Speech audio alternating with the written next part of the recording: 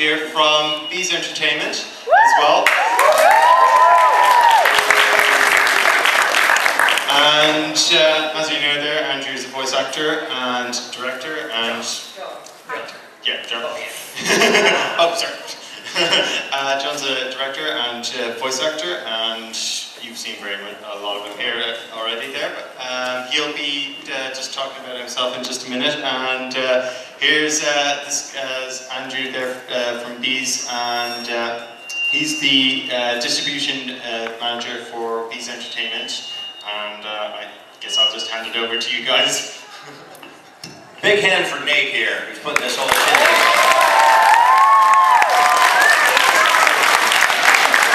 I gotta tell you, this is my official kiss him out moment, but for a first-year con, I can say I've never seen a first-year con run any better than this one right here. And yeah, you know what, it's not just because of him, it's because of you all too, so give yourselves a big hand.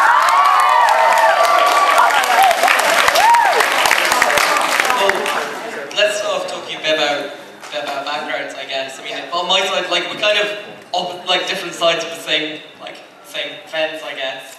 I work behind the scenes most of the time, so I'm hoping most of you haven't heard my name before, to be honest. Otherwise, I'm probably involved in some kind of horrible scandal no one's told me about. I head up acquisitions for BEEZ Entertainment, which is kind of the European cousin of Bandai Entertainment in the USA. So some of our latest acquisitions include shows like Durarara, Certain Abridged Gundam 00 Season 2. There's one or two I haven't finished signing the contracts on, so can't talk about yet. But there's some good stuff there, like lined up, and we've also been picking up older titles, stuff like Outlaw Star, The Big O, that kind of thing. All coming out at budget prices of sort of $24.99 and such, and that's a bit more about me. My background itself, I started out in marketing for BEEZ 6 years ago, I think. I was drunk at the time, I can't quite remember.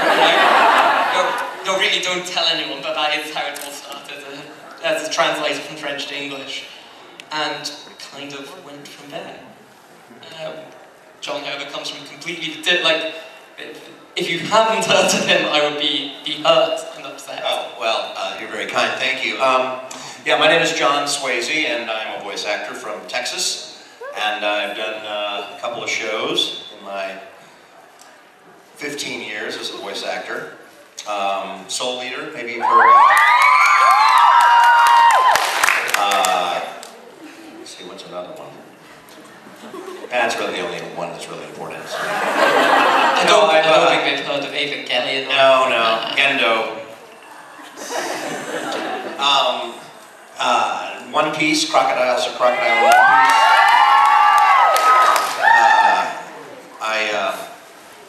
God, my mind's going blank. What did I just do? Oh yes, I just took over a role. This is sort of like, are you familiar with Bewitched? You know the show Bewitched? Yes. Okay, you know how they changed Darrens? It was one Darren and he got sick and died and they got a new Darren. Well, the same thing sort of happened in Full Metal Alchemist, except he didn't die. But Scott McNeil, who's a very talented actor, played the role of Hohenheim, who's Ed's father. And but he lives in Canada. And it's very costly to bring an actor from Canada all the way down to Texas to do a role. So they called me and said, would you mind auditioning for the role of Hohenheim? And I was like, no way. You know, I don't want to. They're like, please. And I said, all right.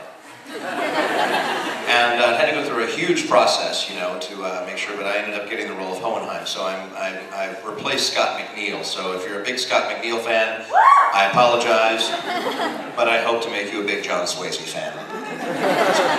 So anyway, yeah, I've had the honor and privilege of doing quite a number of shows, and it's been a blessing. And like I said, I'm very privileged to do all those. My wife describes it as Vic Mignogna does Ed, and Vic Mignogna's sort of the Brad Pitt of anime. I'm sort of the Kevin Bacon of anime. Vic's a big star, but he's only done maybe 20, 30 roles. I'm not as big a star, but I've done maybe 300 roles. So, as a matter of fact, there was a ranking on Anime on Demand, I believe, and I'm the #1 voice actor in America for number of roles. I had no idea, and I'm like miles above everyone. It's just so it was like wow, you know. And I was telling somebody earlier today that the biggest challenge I ever had as a voice actor was I played 5 characters, all in the same scene that all talk to each other. And like Andrew, I did it when I was drunk. So, which show was that? I don't remember. I was drunk, but I played 5 doctors. It wasn't like they were talking back and forth. They were all these doctors standing around the bed, and they're all giving their opinion or their analysis of the situation. And they're like, I think it could be tuberculosis. I think it's leprosy. I think he's got the flu. You know, that kind of thing. So it was, and the director said, well, just do 1 doctor. And I said, okay. I said, hey, can I do another one? She's like, well, go ahead, try it. And I did doctor number 2, and she's like, wow, that was great. Can you do doctor number 3?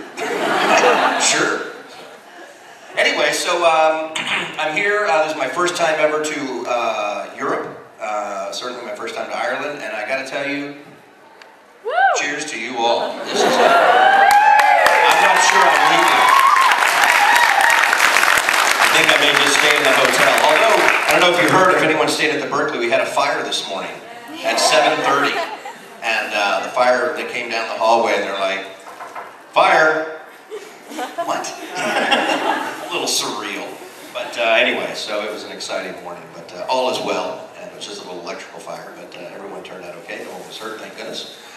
So anyway, in addition to doing voice acting, I also am a film actor. I've done some movies and commercials and do a lot of voice work. As a matter of fact, since I've been here, the day I arrived, I had to go find a studio, which was out in Hazel Hatch. Is that right? Took the train out to a studio to do some recording. So I'm really thinking I should travel more to Ireland because apparently I work while I'm here, which is good. So anyway, and then from here I'm headed down to Berlin on Monday to do some voice work for a studio down there. So it's proved to be a very good trip. But anyway, just a little more background on me, and then I'll shut up.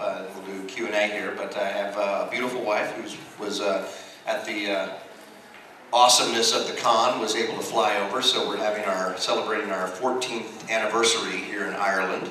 So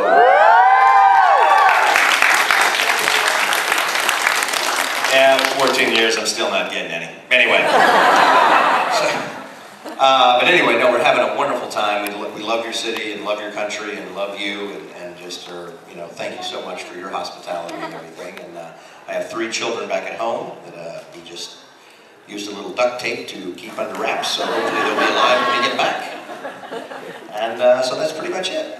You want to add anything? You want to open up to the questions? I was going to say, yeah, let's open up to questions and we go bounce back and forth between ourselves if it's allowed. Anybody have any questions for Andrew or me? And anything at all? You can ask what color underwear I'm wearing. I mean, not tell you, but you can ask. Yeah, we'll just start right here. Yeah. I'm not. Either that or it's flesh colored. Yes. Okay, so.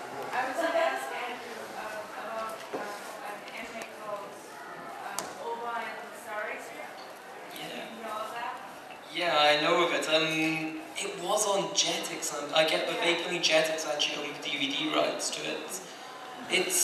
It did a very brief DVD run, I think. If you check play.com or Amazon, it should be out. It's one I really liked. Has anyone here heard of IGPX before? Yeah, but the 2 or 3 yeses says everything about how popular racing anime is in the UK, sadly.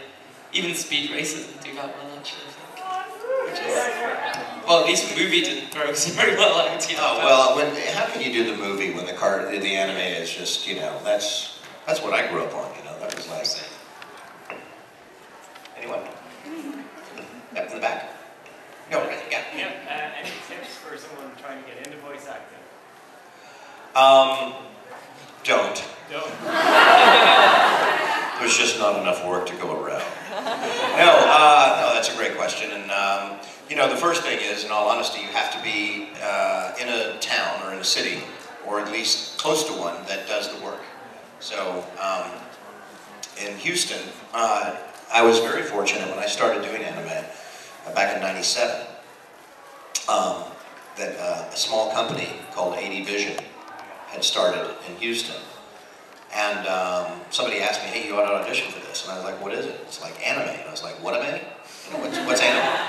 It's Japanese animation, blah, blah, blah, blah. And I was like, oh, all right. So I went and auditioned. Had a terrible, terrible audition. And they were like, wow, okay, thank you. That sucked. And so I left. And before I left, I was in my car. And I stopped the car. And I went back in and said, can I try it again? And I realized that I wasn't crazy enough and wacky enough and all this. I did it again. And they were like, oh wow, that was great, and now try this and try this. So I started out doing it in the way that it generally works is you'll get roles, and I started out doing, you know, Soldier B and Man A, and, you know, my line was, ah! You know, it's like, thank you. I'm like, all right, here's your check. Whoa, thank you, you know. And, but then this thing started to grow, and then, of course, ADV started to grow, and by the time it hit its peak, when I was now not only acting, but I was directing for them full-time as well. We had 6 studios running like a factory from 9 in the morning till 10 o'clock at night. And about 4 o'clock was the shift change. It was just like in a factory, like directors walking out, new directors walking in, actors moving around. It was really fun. But we were just throwing out titles like left and right, and it was employing probably 50 actors in Houston, almost full-time. And it was great. I mean, it would be the golden years, you know. And now Funimation in Dallas is the big company. So I have to drive 4 hours. So if I get a page or a text or whatever, email, saying, hey, need you for Shin-Chan for 6 hours and One Piece for 4 hours, you know, whatever. So I wake up at 6 in the morning or 5:30 in the morning, hop in my car at 6, drive 4 hours, work 10 hours, then drive back 4 hours. It is insane. I've wrecked 3 cars, I've got numerous speeding tickets, and hit a van of illegal aliens. So, I'm not sure I'm actually ahead financially at this point after years. No, but it's just kind of what you have to do, so you know. And I would move to Dallas, but I stay very busy as an actor in Houston, doing other things. So I'll just do it the way I do it. So, but you have to really live, you know. And then if you did live close, you would want to take some classes and audition. You would audition for them, and if they liked you, they would call you, and you just kind of build from there. So. Thanks. Second job often happens as well in the early days for people, doesn't it? I'm sorry. As a kid